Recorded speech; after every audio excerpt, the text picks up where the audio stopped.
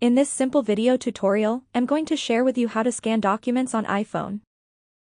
Scanning documents on an iPhone is important for increasing productivity and efficiency by allowing quick and convenient digitization of physical documents. It eliminates the need for traditional scanners, making it easy to capture, store and share files on the go. To do this, simply head to your iPhone Notes app. Tap onto this writing icon to create a new note page. You will want to tap onto this file icon right here. Select on Scan Documents. Your camera will get enabled and you will just have to tap on this button to scan a particular document. Once done, tap on the Save button for your newly scanned document to get saved in the Notes app. You can also tap right here on See More options of saving your document to files, naming your document and among others.